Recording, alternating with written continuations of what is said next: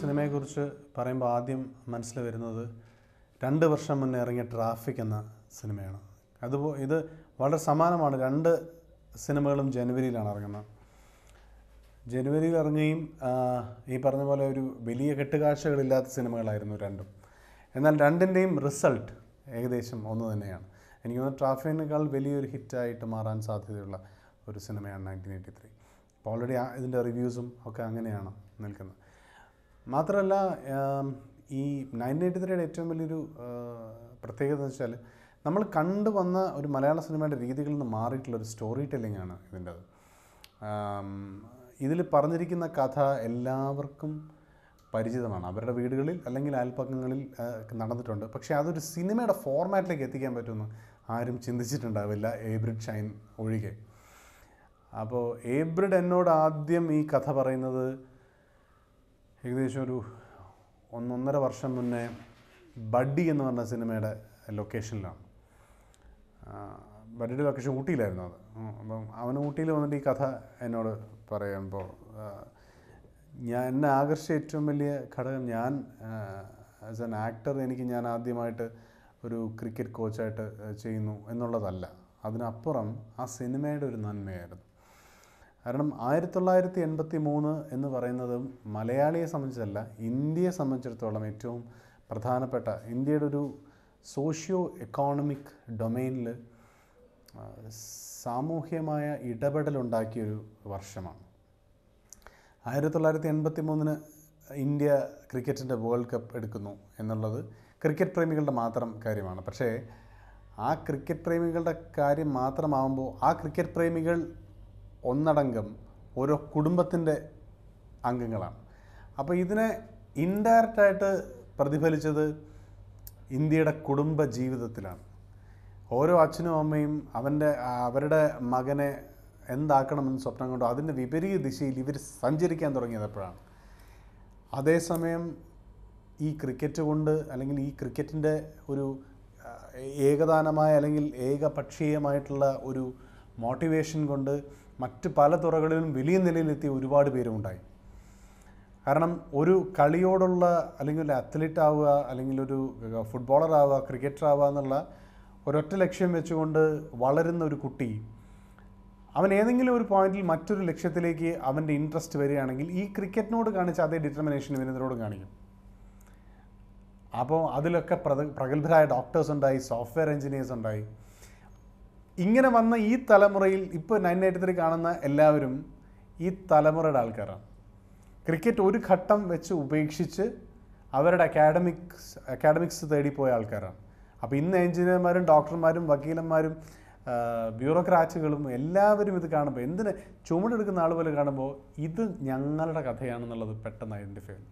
83 കാലഘട്ടത്തിൽ ഞങ്ങൾ അനുഭവിച്ചിട്ടുള്ള, അല്ലെങ്കിൽ കുറച്ചുകൂടെ പ്രായം ചെന്നവരാണെങ്കിൽ ഞങ്ങളുടെ മക്കൾ ഇതിനകത്തുണ്ട്, അല്ലെങ്കിൽ ഞങ്ങളെ ഏട്ടന്മാർ ഞങ്ങളിതിൽ കണ്ടിട്ടുണ്ട്.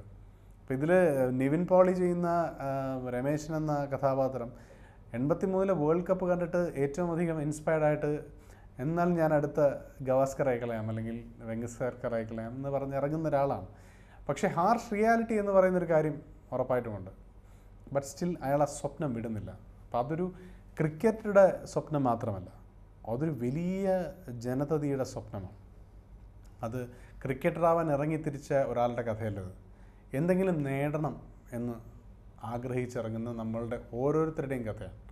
അത് ചിലപ്പോൾ ഒരാളൊരു സിനിമാ നടനായിട്ടായിരിക്കാം, അല്ലെങ്കിൽ ഒരു ഡയറക്ടറായിട്ടായിരിക്കാം, ഇനിയും അതുമല്ല നമ്മൾ നേരത്തെ പറഞ്ഞ പോലെ ഒരു പൈലറ്റായിട്ടായിരിക്കാം.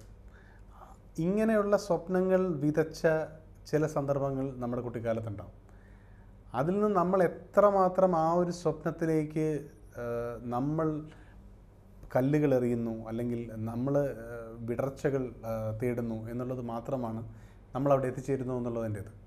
അപ്പോൾ ഈ സിനിമ കാണേണ്ടതിൻ്റെ, ഇപ്പോൾ കുടുംബങ്ങൾ ആ സിനിമ കാണേണ്ടതിൻ്റെ ആവശ്യകത എന്ന് പറയുന്നത്, നിങ്ങളുടെ കുഞ്ഞ്, നിങ്ങളുടെ മകൾ, അവൾ എന്തെങ്കിലും ഒന്ന് ആകാൻ ആഗ്രഹിച്ചിട്ടുണ്ടെങ്കിൽ അതിൽ നിങ്ങൾ എത്രമാത്രം അയാളുടെ കൂടെ നിൽക്കണം, അതിൽ നെല്ലും പതിരും തിരിച്ചറിയിക്കാൻ നിങ്ങൾക്ക് എത്രമാത്രം കഴിയണം എന്നുള്ളതിൻ്റെ ഒരു ശിക്ഷണം കൂടെ വളരെ അബോധ തലത്തിൽ ഈ സിനിമ നൽകുന്നുണ്ട്.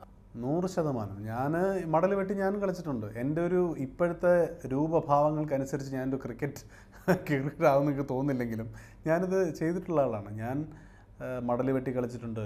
കോൾട്ടൻ്റെ ബാറ്റ് ഉണ്ടായിരുന്നു അന്ന്. പിന്നെ വേറെന്താണ്, ഒരു GK എന്ന് പറഞ്ഞൊരു ബാറ്റ്. അതൊക്കെയായിരുന്നു അന്നത്തെ ഒരു ഇത്. GK ഒക്കെ നമുക്ക് കിട്ടാൻ സാധ്യതയില്ലാത്ത, നമ്മുടെ ഒരു സാമ്പത്തിക സ്ഥിതി കിട്ടാൻ സാധ്യതയില്ലാത്തൊരു കോൾട്ടൊക്കെ എങ്ങനെയായിരുന്നു മറ്റു ചേട്ടന്മാരുടെ കയ്യിലേക്ക് ഇരിക്കുമ്പോൾ നമുക്ക്. എൻ്റെ ഏറ്റവും വലിയ ക്രിക്കറ്റിനോടുള്ള എൻ്റെ ഒരു ഇത് എന്ന് പറയുന്നത്,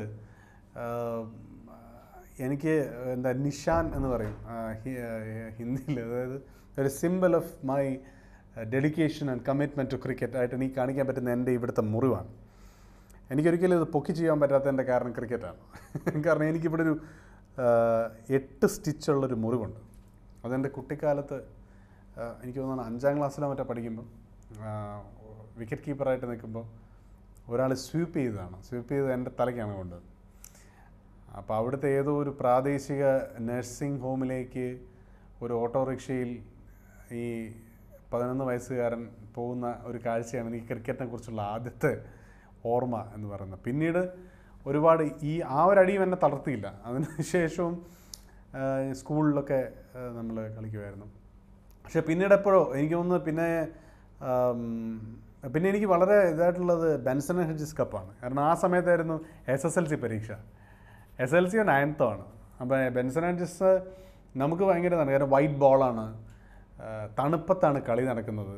രവിശാസ്ത്രി ന്യൂസിലാൻഡുമായിട്ടൊക്കെയുള്ള കളികൾ എനിക്ക് എപ്പോഴും ഓർമ്മയുണ്ട്. അപ്പം ശ്രീകാന്തൊക്കെ ഉണ്ട്. അപ്പോൾ ശ്രീകാന്തിൻ്റെ ഈ നേരത്തെ പറഞ്ഞ വെട്ട് കാണാൻ വേണ്ടിയിട്ടുള്ള ഇങ്ങനെ ഒന്ന് ബാക്ക് ഫുട്ടിൽ നിന്നിട്ടുള്ള ഒരു ഹുക്ക് അയാളുടെ ഏറ്റവും ഭയങ്കര ഒരു ഇതായിരുന്നു. ശ്രീകാന്തിൻ്റെ ഹുക്കാണ്. പിന്നെ ശ്രീകാന്ത് എപ്പോൾ ഔട്ടാവെന്ന് പറയാൻ പറ്റില്ല. ശ്രീകാന്ത് 2-3 6 ഒക്കെ അടിച്ച് ഇങ്ങനെ ഹാപ്പി ആയിട്ട് നിൽക്കുമ്പോൾ നെക്സ്റ്റ് ബോൾ ശ്രീകാന്ത് ഔട്ടാവുന്നതാണ് നമ്മുടെ ഒരു സ്ഥിരം പേടി സ്വപ്നം.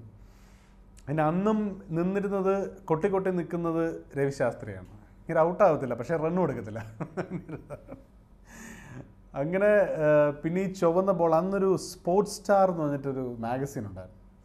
അപ്പോൾ സ്പോർട്സ് സ്റ്റാറിൽ ചില ബ്രില്യൻ ഫോട്ടോഗ്രാഫ്സ് ആ സമയം എനിക്ക് അത്ഭുതമാണ്. കാരണം എന്തിപ്പോൾ നമ്മൾ ഇത്ര അഡ്വാൻസ്ഡ് ആയിട്ടുള്ള ഡിജിറ്റൽ ഫോമാറ്റ് വന്നിട്ട് പോലും അന്ന് എടുത്തിരുന്ന ഫോട്ടോസിൻ്റെ പ്രിസിഷൻ ഇന്ന് നമുക്ക് കിട്ടുന്നതെന്ന് സംശയമാണ്. കാരണം എനിക്ക് ഇന്ന് ഓർമ്മയുള്ള രവിശാസ്ത്രിയുടെ ഒക്കെ ഒരു ബോൾ ടേൺ ചെയ്ത് വരുന്ന ലെഫ്റ്റ് ഹാൻഡ്, അപ്പം ബോൾ ടേൺ ചെയ്ത് മറ്റേ നമ്മുടെ ഓസ്ട്രേലിയയിൽ ഒരു തടിയനുണ്ടായിരുന്നല്ലോ, ഡേവിഡ് ബൂണിൻ്റെ പാഡിൽ തട്ടി തെറിക്കുന്ന ആ പന്ത് ഇങ്ങനെ പോകുന്നതിൻ്റെ ഒരു ക്ലോസ് ഷോട്ട് ഉണ്ടായിരുന്നു. റെഡ്, വൈറ്റ്, ഗ്രീൻ ഫീൽഡ് ഒക്കെ നമ്മുടെ വിഷ്വൽ സെൻസിലേക്ക് ആദ്യം കയറി വന്ന ചില കാര്യങ്ങളായിരുന്നു. അപ്പം ബെൻസൺ ആൻഡ് ഹെഡ്ജസ് കപ്പിൻ്റെ ഏറ്റവും വലിയ സംബന്ധിച്ചാൽ പലപ്പോഴും ക്രൈസ്റ്റ് സ്കൂളിലാണ് ഞാൻ പഠിച്ചത്. അപ്പം ക്രൈസ്റ്റ് സ്കൂളിലെ എക്സാമിനേഷന് പലതവണയും പ്രശ്നങ്ങളുണ്ടാക്കിയത് ബെൻസൺ ആൻഡ് ഹെഡ്ജസ് കപ്പാണ്. രാവിലെ അച്ഛനും വിചാരിക്കും നമ്മൾ ഇതിനു വേണ്ടി എണീക്കുന്നതാണ്, പഠിക്കാൻ വേണ്ടി എണീക്കുന്നതാണ്. ബെൻസൺ ആൻഡ് ഹെഡ്ജസ് കപ്പ് കാണാൻ വേണ്ടി ഇരിക്കും. ബെൻസൺ ആൻഡ് ഹെഡ്ജസ് കപ്പിൻ്റെ ഏറ്റവും വലിയ സംബന്ധിച്ച് നമ്മൾ സൗണ്ടില്ലാതെ തന്നെ കണ്ടിട്ടുള്ളത്. കാരണം ഇവരെണീക്കും, അച്ഛനും എണീക്കും. അതുകൊണ്ട് രാവിലെ പോയി ഇത് ഓണാക്കി കാണുന്ന കാഴ്ചകൾ. പക്ഷേ 1983 is not about cricket, it's about life. ജീവിതത്തെക്കുറിച്ചുള്ള സിനിമയാണത്. ഏറ്റവും ജീവിതഗന്ധിയായ ഒരുപാട് മുഹൂർത്തങ്ങളുള്ള സിനിമയാണ്. നിവിനും പിന്നെ നായികയും തമ്മിലുള്ള പ്രണയത്തിൻ്റെ അസുലഭ നിമിഷങ്ങളുള്ള സിനിമയാണ്. And extraordinary performances supporting cast എന്ന് കിട്ടിയ സിനിമയാണ്. ശ്രിൻഡ, വണ്ടർഫുൾ ആക്ട്രസ്, നിവിൻ്റെ വൈഫായിട്ട് അഭിനയിച്ച ശ്രിൻഡ. അതുപോലെ സൈജു, ഗ്രിഗറി, ഒരുപാട് നല്ല ആക്ടേഴ്സിനെ നമുക്ക് കിട്ടുന്ന സിനിമയാണ്.